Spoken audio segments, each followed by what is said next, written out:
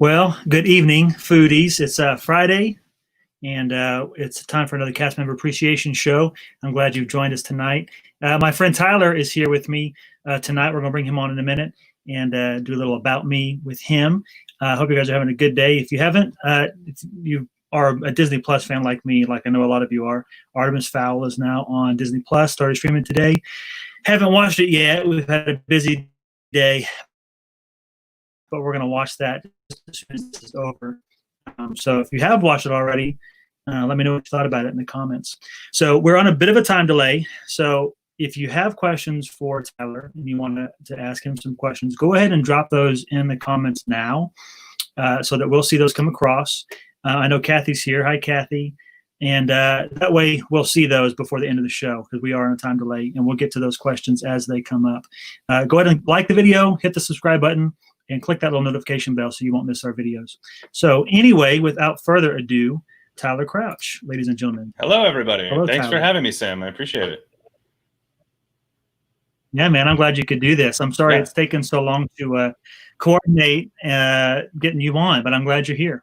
Oh, you know, we've got crazy lives right now for numerous reasons, so that's what happens. Right. Yeah. That's exactly what happens.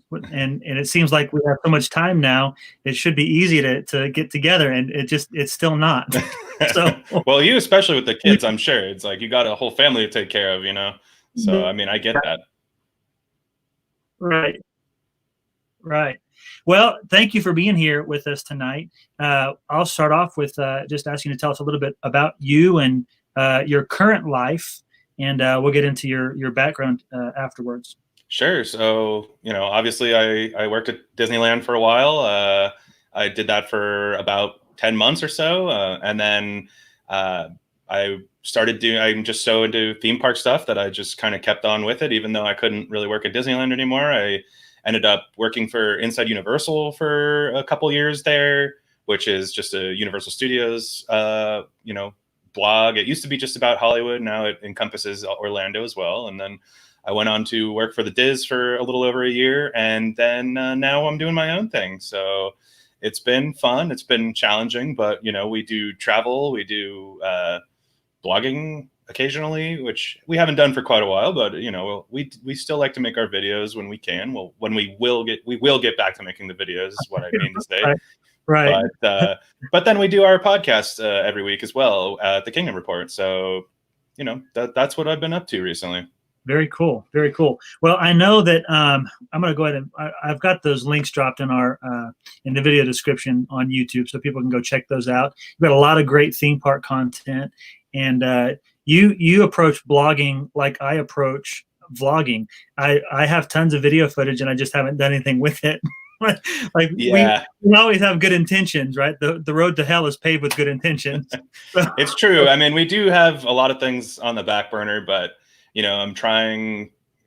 I don't know. I feel like I don't. Without getting too political, I feel like right now is the wrong time to be posting a bunch of stuff about theme parks. So I do a little bit because that's just my love, but. Right. But I don't want to do too much self-promoting, but yeah. Right. Well, it's not like we can do a whole lot with the parks closed anyway, right? So exactly. But once we get back, you know, definitely. And once we get back, you know, I like to do a lot of stuff on Twitter as well, which my Twitter is just @AttractFaction.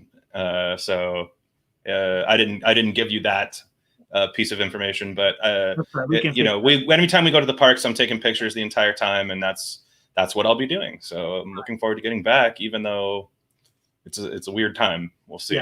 Yeah, it is. It is. So one thing, you're on the West Coast.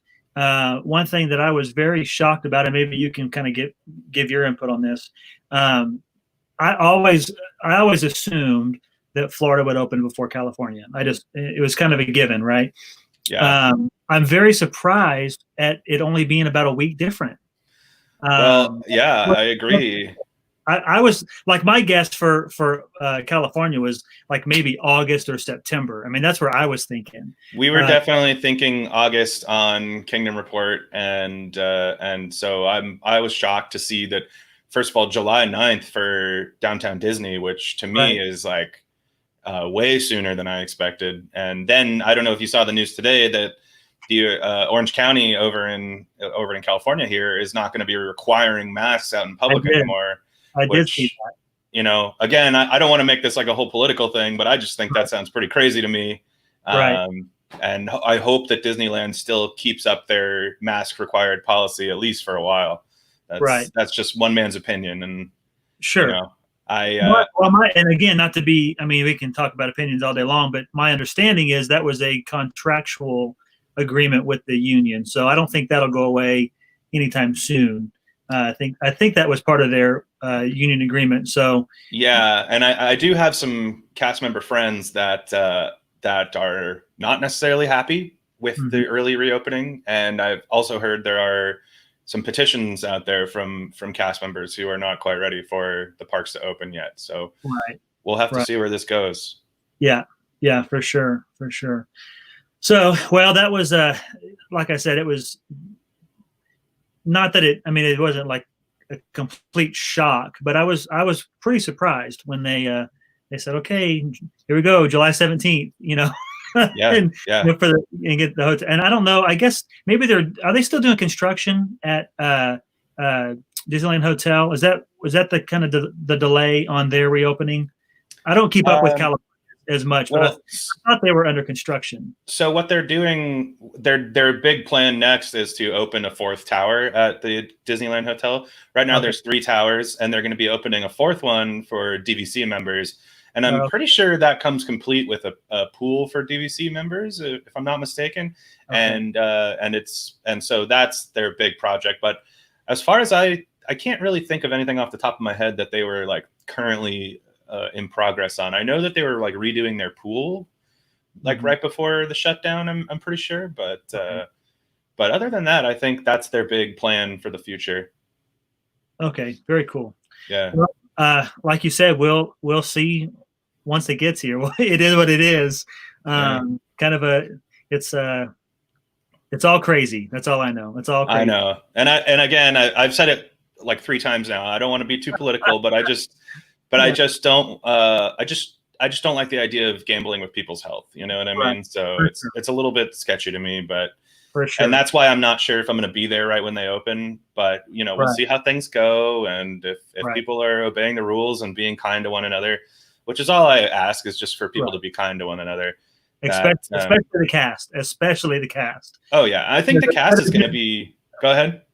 The ones that are just there doing their job and making sure that you're able to come and spend your day at the park. Like, you know, let's be nice to them. Yeah. Oh yeah. 100%, because they're going to be doing their best to make your day special. So just make sure that you don't ruin their day. Right. Yeah. That's so funny. Well, cool, man. Well, that's I could talk about that kind of stuff all day long, and I'm sure that you could too. But I won't. I'll save that for like when people aren't watching. Banter back and forth.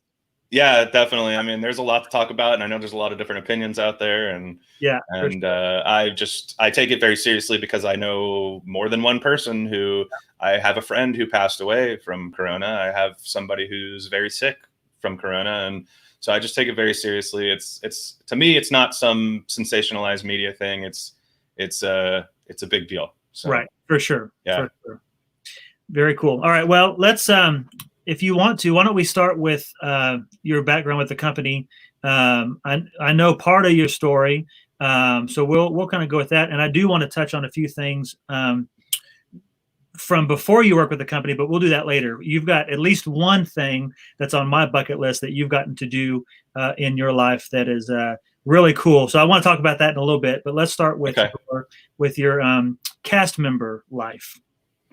Yeah, so cast member life, I was looking for a new job. I was getting a little tired I was working at Panera Bread at the time, and I was just getting a little over that whole situation. And I just knew that I had a love of Disney, and I kind of felt like, you know what, I'll kind of get my way in any way I can. So I ended up signing. I went on their website for applications, and I saw that they were hiring custodial. And you know, custodial, not my first number one job that I would have chosen at Disneyland or any other place for that matter. But again, I just felt I wanted to get my foot in the door, and it seemed like kind of an exciting thing to be able to show up to Disneyland every day, and that was your job. And for me too, the fact that I am so curious about backstage things and so curious about just how the inner workings of the things that I'm into, that I just thought it would be a really exciting thing to see all of Disneyland. There's plenty of us go to Disneyland, Disney World our whole lives, and there are parts of it that you will never see. And I wanted to see those parts that I thought I would never see, Yeah. Very cool. Yeah. And we talked about this the other day a little bit. Oh, whoops. I think I clicked it one too many times. We talked about this the other day a little bit. That custodial is probably one of my favorite roles to interact with, because they're not, I mean, most cast members, they have a duty to perform. They don't have time. There's no downtime. They don't get to just, like with custodial, you're walking through the park and they're sweeping, or you've got the guy at Magic Kingdom, or I'm sure there's more than one, doing water art. He's got his broom and his bucket of water, and he's making Mickey Mouse on the ground. That's one of my favorite roles to interact with, because they're not in a hurry. They'll chat with you. They'll hang out with you. Most of them will trade pins with you. So it's one of my more favorite roles to kind of interact with in the park. So like you said, I know it's not the most prestigious job in Disney, Sure. but it's one of the most relaxed. 100%. And that was my favorite thing about custodial, is like, once you get in the vibe and you've been working there for a few weeks or whatever, and you get to know what's going on, that was basically you can almost, I almost considered myself like another guest services type of person. Like if I was walking around and I saw somebody looking at a map, I would go and walk up to them and ask them, oh, do you need any help finding where you're trying to get to?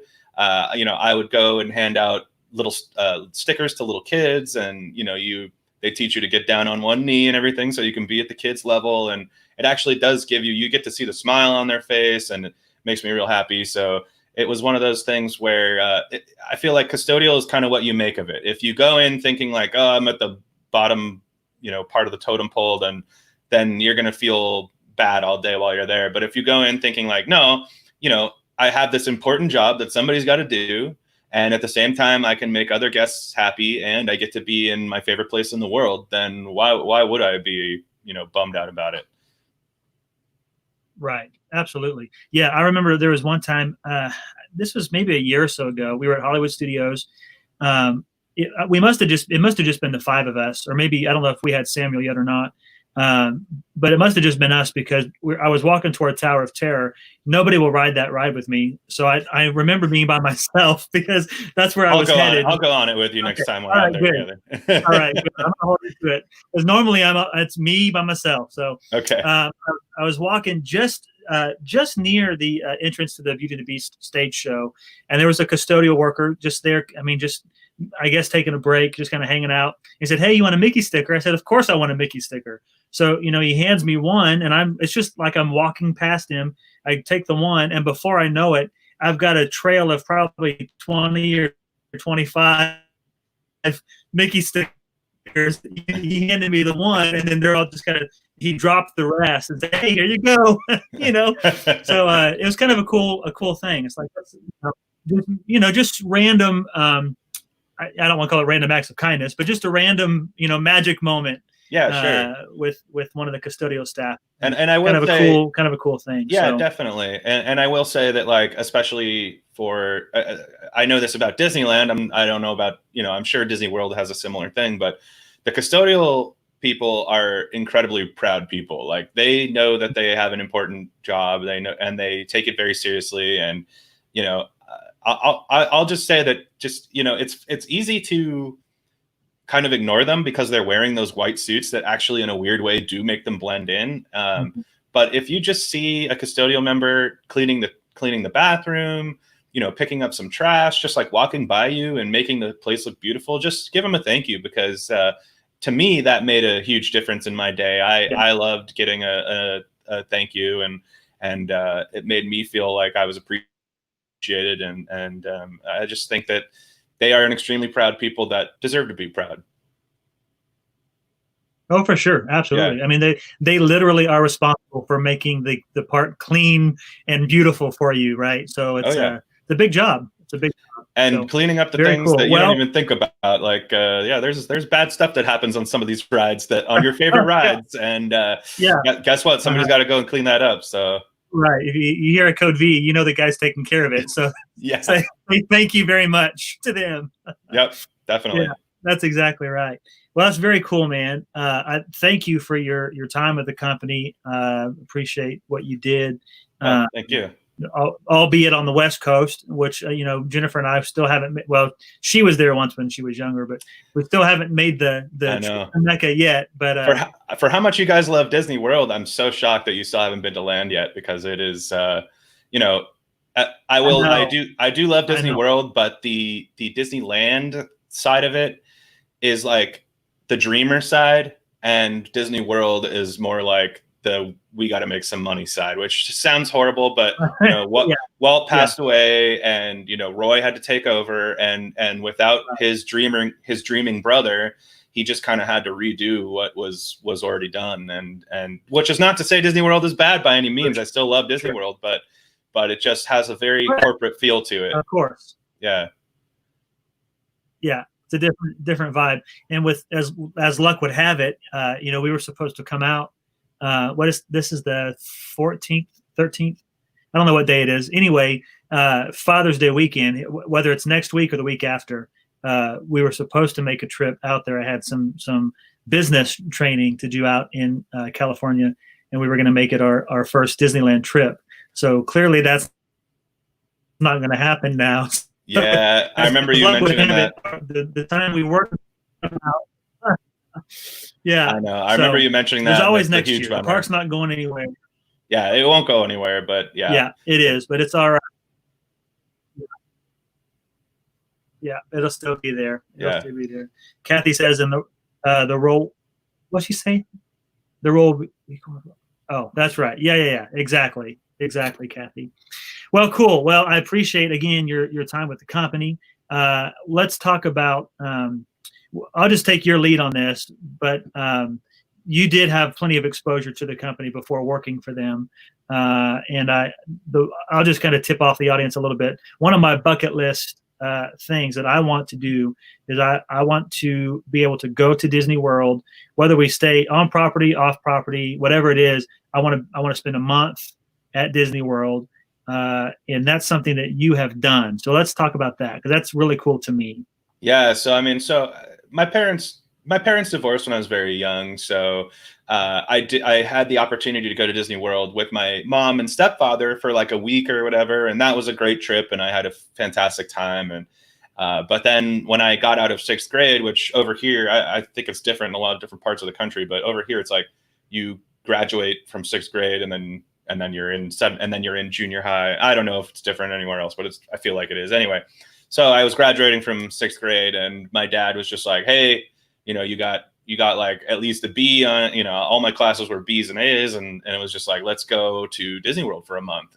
And man, it was one of those just crazy experiences where, we made a plan to each other in the first, on like our first couple of days or whatever. Let's do everything.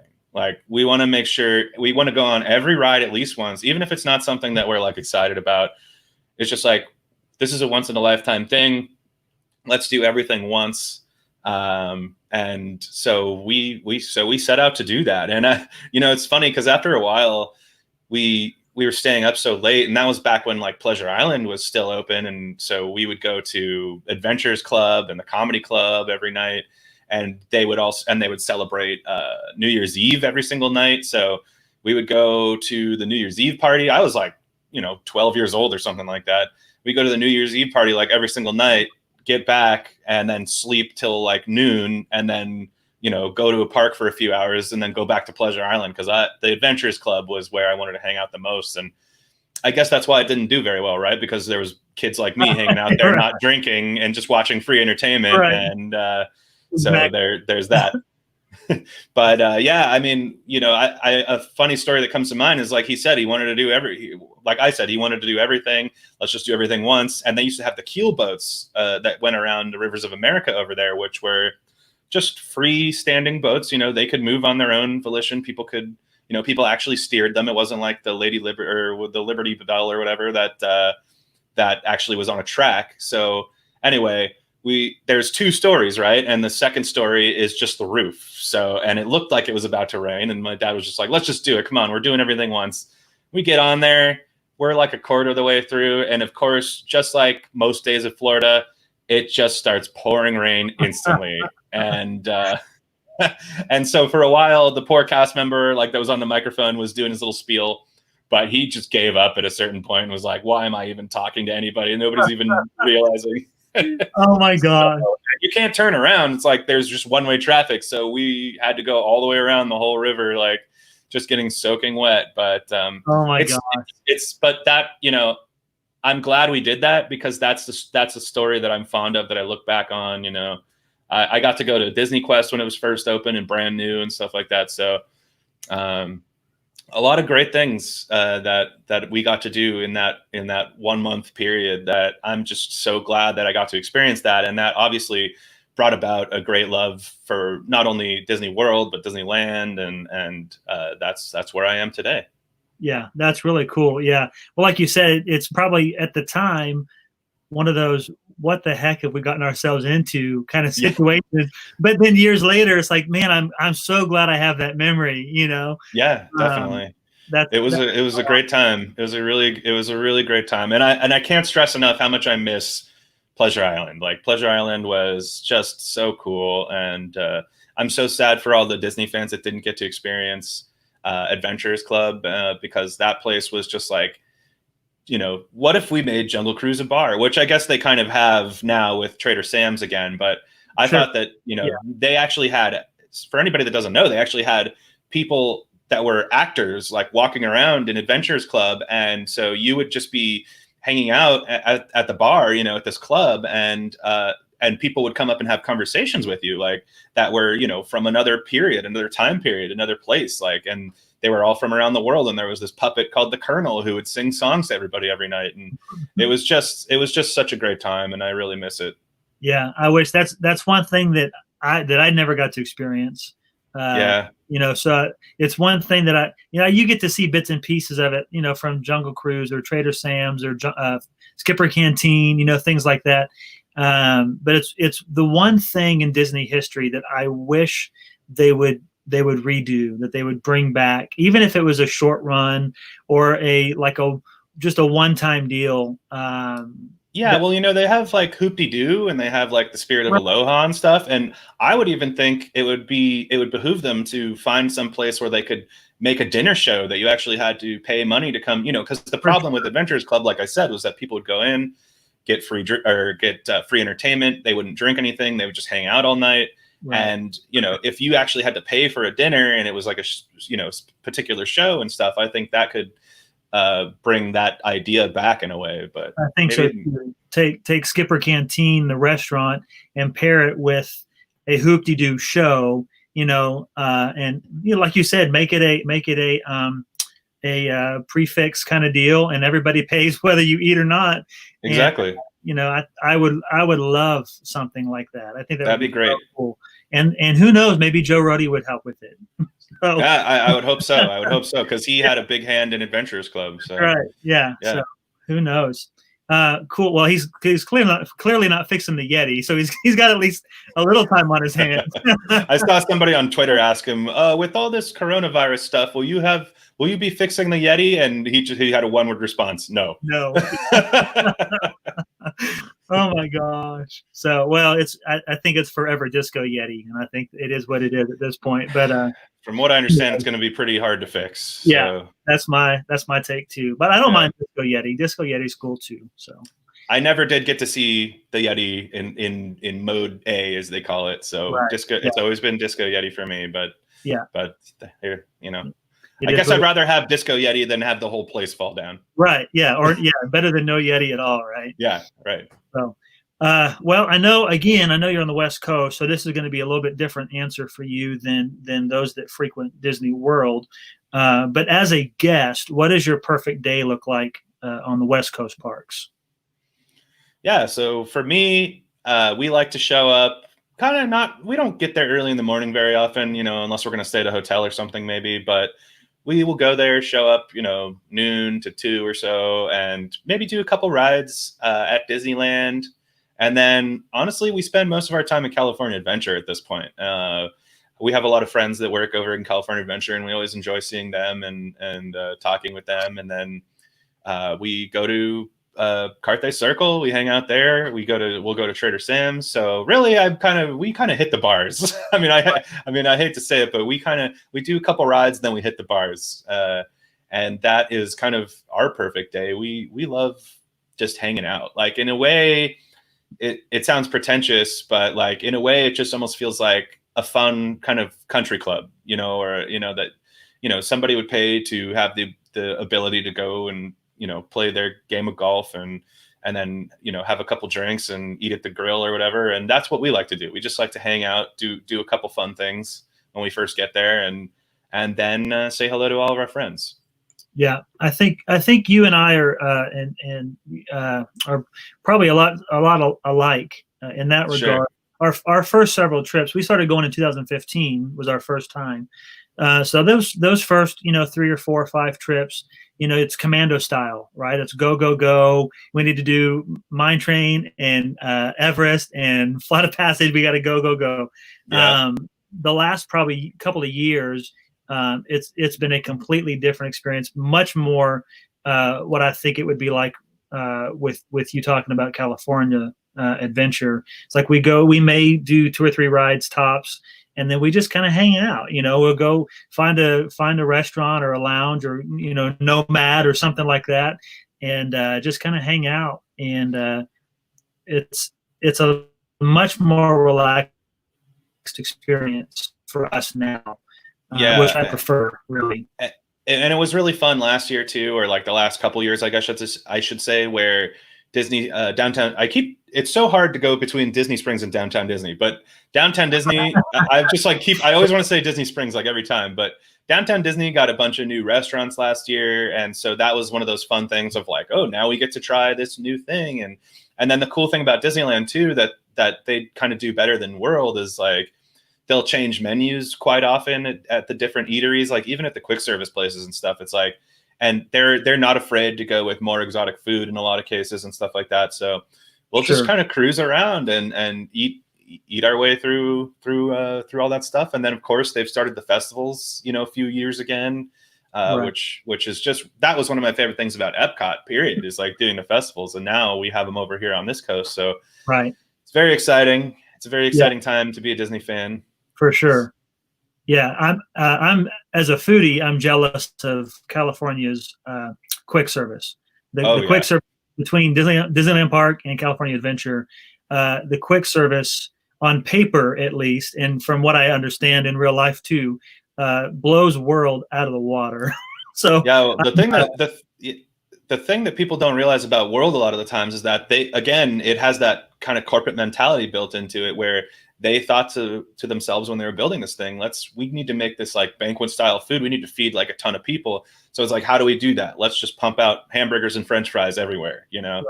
And that's that. And they cook things in these big giant kitchens, whereas things are a lot more,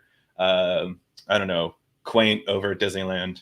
So it really makes it, the food kind of goes up a notch because they really care about the culinary aspect over there, especially because something we haven't even talked about yet is just how many more annual pass holders there are at Disneyland. Like when you have people that are going there all the time, you need to make them happy with other things besides, you can't just build new rides every year. So how do you make them happy? You have festivals, you have new menus, you change things up, and that's what they do. Right. Yeah. I appreciate the fact that at World, our favorite restaurants, I appreciate the fact that there are things that are I don't want to call them staples because anything can change, but there are things that are more constant, right?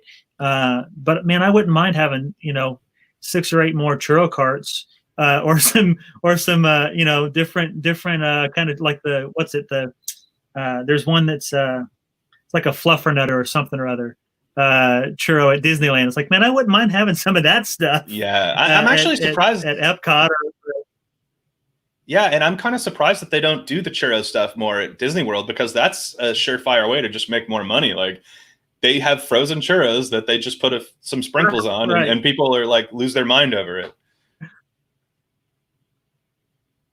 Yeah, for sure. So, that's so crazy. Well, since we're on the topic of restaurants, some of your California or Florida, what are your guys' favorite restaurants to eat at? Let's go table service, since quick service can be hit or miss. Sure. Okay. Well, I guess I'll start with land. I mean, obviously, I said Carthay Circle before. That's our go-to, and we love going there for lunch or dinner, or even just in the lounge, because the lounge has a different menu than the upstairs area does, the dining area. And they have some amazing stuff there. It's got Chef Andrew Sutton, who also does the Club 33 food over in Disneyland, and he also has Napa Rose, which is another great restaurant, but that's for special occasions, really. But so I think Carthay Circle is probably our number one. We really love Steakhouse 55. Steakhouse 55 has just some great food, the breakfast and the dinner. And a lot of people don't know about the breakfast, but if you're in Disneyland and you're staying for like a few nights and you're looking for a place to do breakfast, I think that is your number one choice. That's a killer place. And it's a little bit expensive for breakfast, but I actually think the dinner is kind of reasonable for being a steakhouse. And then let's see, we've also been, I would say I like Lamplight Lounge a lot, actually, too, even though I don't know if I would go there for the drinks. But the food itself, I think, is pretty good. And again, they started brunch, about a year ago, I guess. And the brunch, there's a couple of things on that menu item or my menu list that are just really, really good. So those are kind of my top three over at, of course, I'm going to throw in Trader Sam's, and there's a burger place. Gosh, what was it? Black Tap. Black Tap is actually really good too. But those are kind of our constants. And I know Black Tap is in, like, I know there's one in Las Vegas and stuff. So I know there's more than that Black Tap. But anyway, let's see. And then for Disney World, this is a tougher question because there's so much. But the one that always springs to mind for me at Disney World is Sanaa, which I don't know if you go to Sanaa very often, but man, they have a bread service there.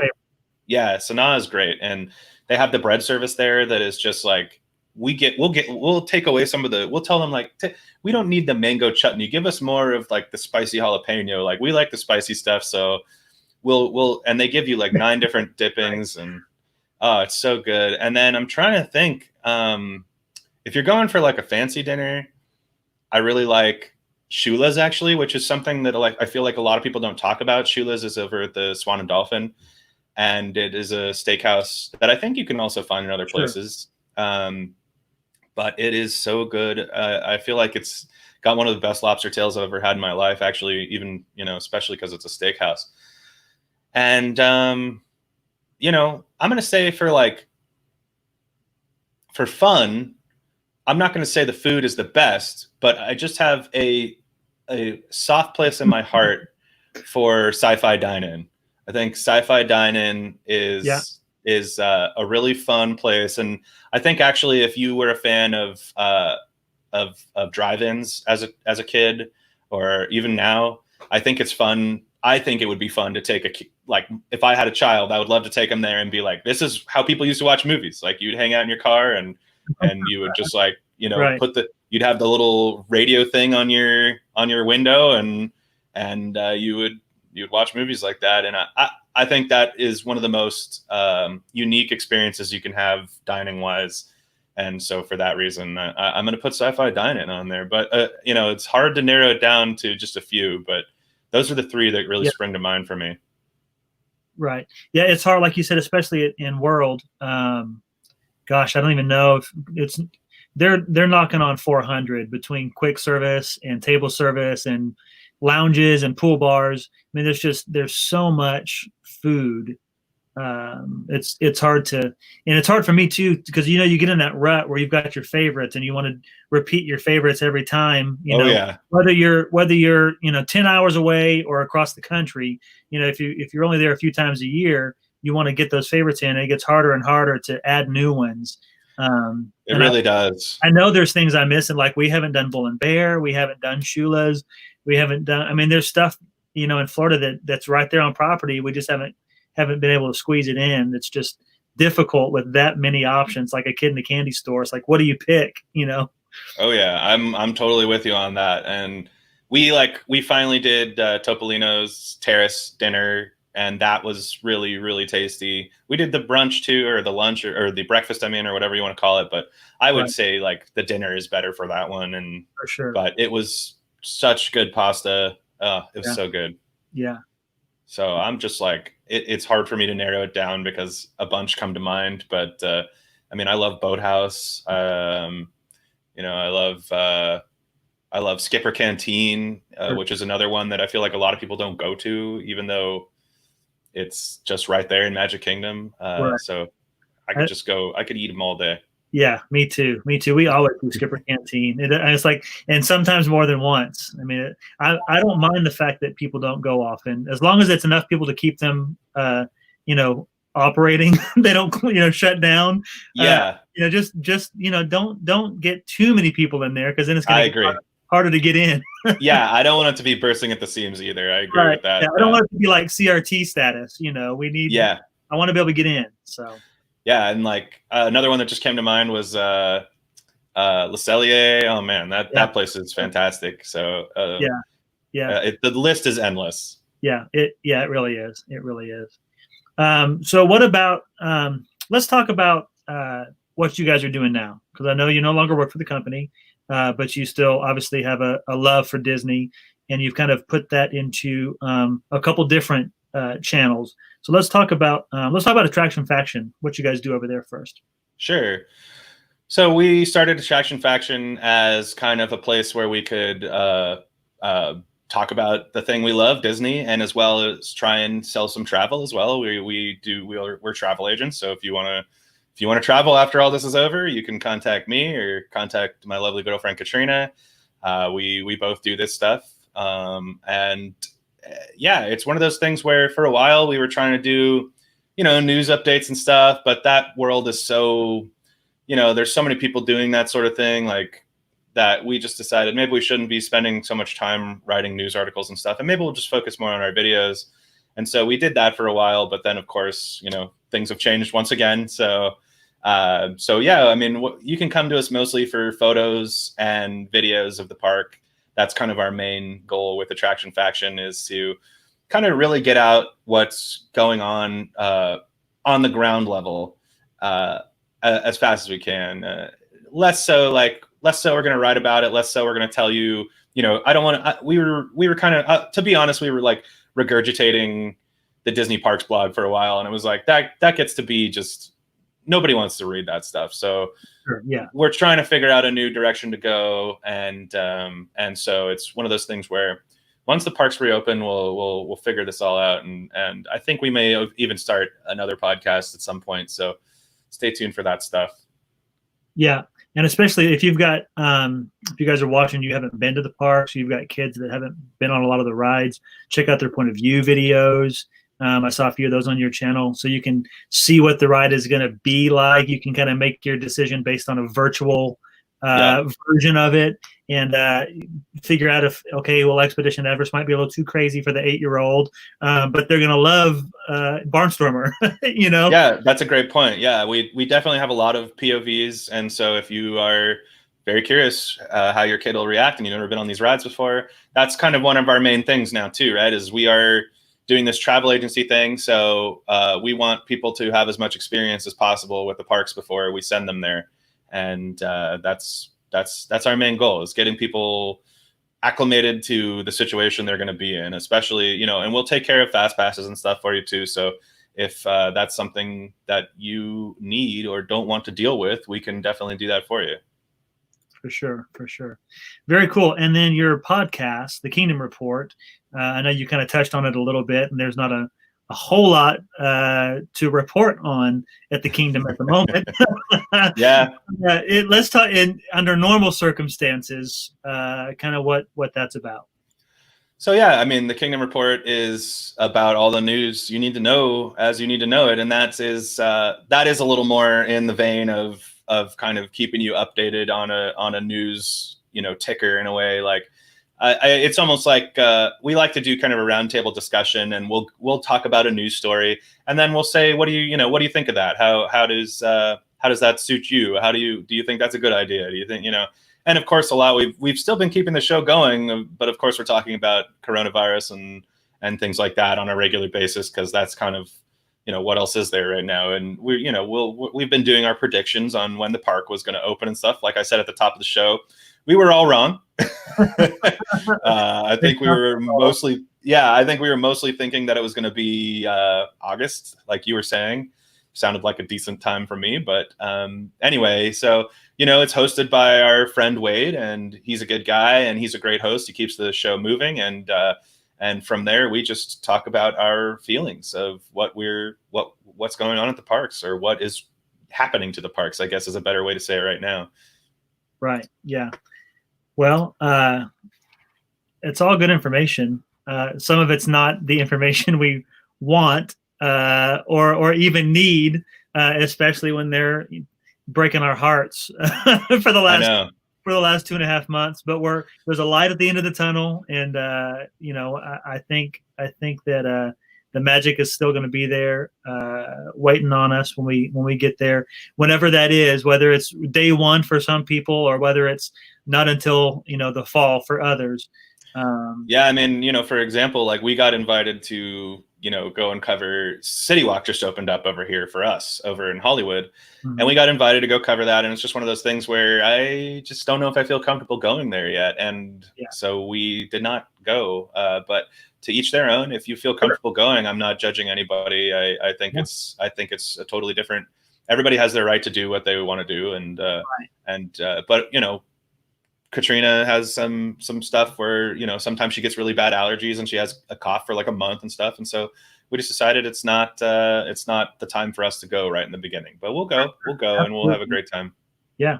Yeah. And there's going to be plenty of people there, so you're not going to miss anything. If you guys are watching and wanting to know what's going on in California, there'll be plenty of people there. So you'll still, figure out what's going on. But I totally understand your position. I'm going to be in Florida day one. That's just all there is to it. Yeah. But different circumstances, right? And I think Florida, like you said, is a different beast than California.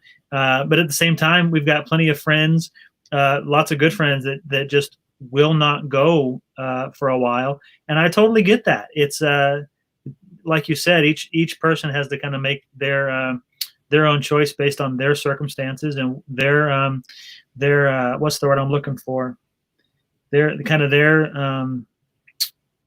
Well, I don't know. Now I'm stuck. Well, the right to do what they want to do, right? But not only that, but based on their health condition and if you've got asthma, it may not be the right time for you to go. If you've got going through chemo, please don't go right now. Yeah, really. Yeah. And I also just ask that if you are going to go, just be respectful to everybody there, because even if you don't agree with all the rules that they're going to set forth or whatever, just remember that, I think the easiest thing to do right now is to just be kind to one another, and just remember that what you do is also going to affect somebody else. And so just keep that in mind as you're deciding how you're going to go about your day. For sure. Yeah. All I ask. If you can follow the rules, play by the rules, be nice to everybody, and you want to go.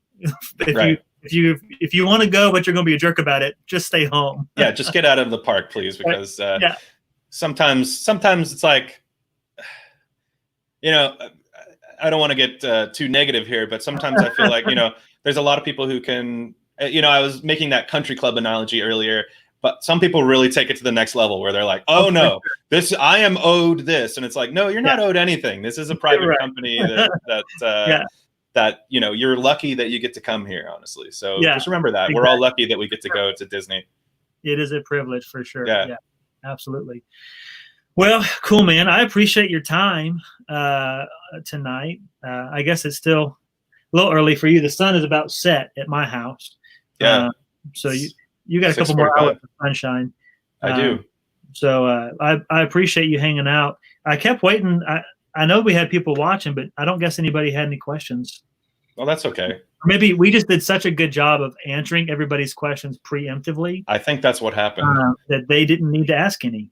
I will throw out there before we go, there's like a couple things that I quickly wanted to talk about, just like in my run of being in custodial, because the cool thing about custodial for me was, I was doing my job, but also you could do your job pretty quickly and keep the things clean. And then you could just, because you were wearing that white uniform, you could just go to different places in the park. So it was one of those cool things where it was like, sometimes I would go and watch Fantasmic for 5 to 10 minutes and, cause I could just walk by and I'm sweeping the whole time. I'm doing my job, but it was just one of those cool things that I'll never forget. And, back when they still had the Big Thunder Ranch over there before they built Galaxy's Edge, which is now that's taken up that whole area now. I remember there was time at night where I just walked back. I was like, hey, there's this gate here. Let me see where this gate goes. And I ended up like on the rivers of America in that Indian village, and just, seeing cool stuff like that. And, one of our custodial lockers was, it's right behind Haunted Mansion. And there's like this staircase that goes down, right? And that goes right into the Haunted Mansion show building. And so one time, while they were changing it over from the regular Haunted Mansion to Haunted Mansion Holiday, the door was left wide open, and I just was like, well, why don't I go and see what's down there? And so I did, and I got to walk into the ballroom. And these are probably all things that I shouldn't be saying on the internet, but but hey, you don't work for Disney anymore. It's all good. Yeah, sure. But it's one of those things where I bring all these things up because, again, like I said at the top of the show, I like to see the behind the scenes. I like to have an appreciation for the inner workings of the things that I'm into. And this was just like a dream come true for me to be able to see these things like close up. And so for that reason, and for many other reasons, I would say that Disney is a very special place to work. And I had a great time doing it. And I would do it again if I lived a little bit closer. It's just, that's a big problem for me right now, is I just live so far away that, I mean, it's like, it'll take me, during rush hour, it could take me 2.5 hours to get there. So it would be bad to try and work there again at this point. But I just, I wish Disneyland was like a thing that I could talk to basically. Cause I am so appreciative of the different things that I got to see there, and like, even like ruining the magic for a second. So if you don't want me to ruin the magic for you, maybe mute for like 15 seconds. But I remember just like being backstage and seeing like Cinderella talk to Cinderella and Aurora talking to Aurora. And like, just like, it's just, you see the weirdest things that you just, shouldn't be seeing. And from that perspective, I love it. I love to see that inside baseball stuff. So thank you, Disneyland, for being you. It was a great time, and I would do it again if I lived a little closer. But sure. Yeah, sure. Yeah, I'm the same way. I love the backstage aspect of it. Of course, we've done Keys of the Kingdom, and there's a lot of backstage access in that tour in Magic Kingdom. And then, of course, well, in fact, the day that Jennifer and I did Keys of the Kingdom, we also had dinner at Victoria and Albert's, and we had the chef's table. So we practically spent that entire day backstage. Nice. It was so cool. I mean, there's not a lot to see down in the utilidors, and it smells, and there's people rushing to and fro, and it is what it is. But it's so cool to see how all of that's going on, whether you see it or not. And it's cool to know that it's all going on literally right under your feet. And it's just it's a very cool thing to me to be able to see that backstage stuff and see the floats in the show buildings and the inner workings of some of those rides, and to ride Jungle Cruise without the spiel and have like the skipper or your tour guide or whoever give you the story about the ride. I mean, I love those historical aspects. That sounds really cool. Yeah. I think we should definitely do a Keys to the Kingdom, Katrina and I, because that would be something that would be very interesting to me. Yeah. And I've never been in the utilidors or anything, and Disneyland is actually completely different in that regard.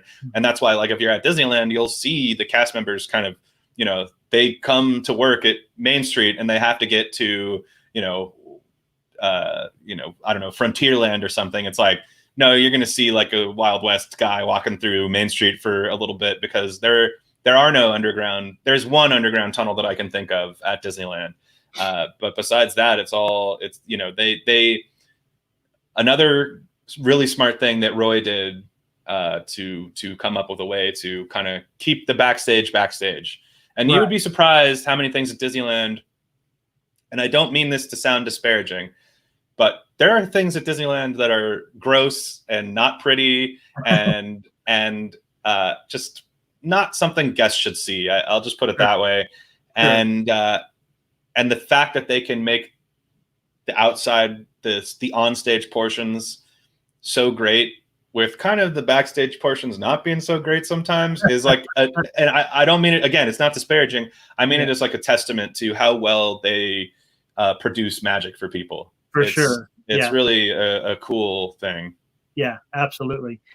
Yeah, I think the example that Walt used, or maybe he didn't use it, but it was attributed to him, about seeing a cowboy walk through Tomorrowland. So I think that's cool that they were able to come up with a way to hide the behind the scenes kind of stuff in Florida. So.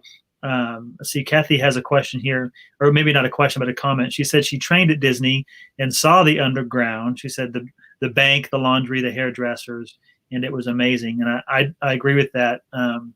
It's like a whole other city down there. I mean, sure. The cast cafeteria and the offices and the trash chutes and the whole nine. It's like a mini city. So. And I'm really curious how many like rules and things they're changing for their reopening in July, because you were just saying it's a very small hallway that has people rushing by you quickly and stuff. Like it seems like they might have to change some things up, and with the cafeteria and things, how many people are going to be able to fit in that cafeteria in a safe manner at this point. So it'll be interesting to see. Like, I guess they're not going to be doing tours for a while, right? But it'd be cool to see how they change things up if I did get to go on a tour sometime soon. Yeah, I hope that I know they're stopped for a while, along with everything else, the fireworks and the parades and all that kind of stuff. So hopefully they'll start it before too long. I know we had tried to book a VIP tour, and I know some friends of ours had tried to book a VIP tour for July, and those are not available until at least August. So maybe that's kind of the window they're shooting for. So maybe sometime after August, a Keys of the Kingdom tour would be an option. But that'd be cool. We're trying to. I think it's like $100. Really? Yeah, that's cheap. Yeah, that's cheap. Yeah, discount. So you got to do it. It's cheap enough. You got to do it. Yeah, I think that we will have to sign up for that. I think unfortunately, probably we won't be able to get to go back till Disney World till November. I think is going to be the earliest. I mean, I think I might go back for Halloween for a little bit, but I'm going to do a kind of shortened trip at that point. Honestly, my main reason is very un-Disney. I want to go to Halloween Horror Nights. So I'll be very curious to see how they do Halloween Horror Nights this year too. So that's going to be a completely new experience, I'm sure. But hopefully I get down there, before October, but I don't think that's going to happen. Yeah. Well, as we said, it's not going anywhere. So whether it's October, November, or March, it'll be there. It's not going anywhere. Yeah. The only thing I get sad about is that my passes will be going somewhere. Ours re-up in January, so we've got a little time. Yeah, we re-up in December. True. We I guess we have to wait and see how many extra days they give us for the shutdown. So we may be looking at. I guess we might be looking at a late February re-up now, maybe March. Sure. So, anyway, so cool, man. Well, again, unless you have any other stories, I mean, I don't have anything else to do. So if you have another story, go for it. Let's get you ready for you to be done. Nah, I'll probably go play video games after this, but I don't know. I mean, I kind of alluded to it earlier in the day or in the show, but one of my favorite stories was just this little girl was, being kind of in a bad mood, and she, it wasn't like she was being rude or anything to her parents, but she was just, I could just tell she was like in a negative space for whatever reason, and just getting down on one knee and giving her a little Mickey sticker and seeing her little face light up, and that is what being a Disney cast member is all about. And so if that's the kind of magic that you want to make for somebody, then I think it's a cool thing to do. And maybe you don't get the best pay all the time, and it can be kind of murderous on you because they're not worried about your schedule. They're like, hey, if you don't want to work this schedule, we got somebody else that'll do it for us. Right. So, there are certain things that are not so nice about Disney, but it really all boils down to those special moments and making people smile. And if that's the type of work you want to do, then I kind of think it's all worth it. So, for anybody who's an aspiring cast member out there, I think it could be an interesting time to get to that job. Because I honestly think there will be a number of people that don't want to go back to work there at this point for various reasons. And if you're feeling safe and you want to make people smile, then I see no better way to do it. There's not that many jobs out there where you just get to try and make people's day great. And that's what you get to do at Disney. Yeah, that's true. I always say that without the cast, there is no magic. The cast is quite literally the ones that are making magic for the guests in the park. As much as it takes the accountants and the people on the phone doing reservations and all those kind of people, it takes all of them to make the machine work. But the frontline cast that's in the park in front of the guest, quite literally, without them, there's no park to go to. I mean, there's nobody to press the button on the ride. Then you're not going to be riding it, right? Yeah. So I think go ahead. I was going to say, and those attractions people, they have a very stressful situation on their hands. Like, they need to be worried about people's safety. They need to keep the ride moving, because I think a lot of people don't know that if people take too long to get in and out of the ride, then the ride shuts down. Like, a lot of times you'll be waiting in line for something and the ride will shut down, or you look at the schedule and the ride is closed, and they shut down so often because they need to keep moving. And people don't realize, like, people go, well, what's wrong with it? How does it break down so often? It's really more that the guests are slowing everything down. It's really more the guests' fault. But it's one of those things where, just remember that when you, from the other perspective of being a guest now, I would say just remember that these people are just trying to make your day great, and just make their day great. So yeah, absolutely. Absolutely. Cool, man. Well, I appreciate your time and talking to us for a little while and shedding some light on things that people don't know for the most part. I really appreciate you taking a little bit of time out of your day to hang out with us. Yeah, anytime, man. Thanks for having me. I appreciate it. And thank you for mentioning my different things that I've been up to. I appreciate that. Absolutely. Yeah. And I'm gonna put them back on the screen here in a minute so people can come check your channels out and all that kind of stuff too. So cool. So all right. Cool, man. Well, I appreciate it, and hopefully we'll see you in Florida before too long. Yeah, I hope so too. That'd be great. I'd love to have a Hakuna Madawa with you or something. Right. Some convolution or something. Yeah, man. Yeah. All right, man. Take it easy. Thanks so much. Talk to you soon. All right. Bye. Well, thank you, foodie friends. Let me put this back on the screen here so you guys can check them out on YouTube. Go to youtube.com/attraction faction. You can check out all of their theme park content there. And then also check out their YouTube channel, The Kingdom Report, for their podcast. I hope you guys have had a good day. I'm going to go watch Artemis Fowl. If you have not, I suggest you do the same. It's on Disney Plus right now, streamed starting today. And we're going to go check it out. So stay hungry, and we'll talk to you next time. Bye-bye.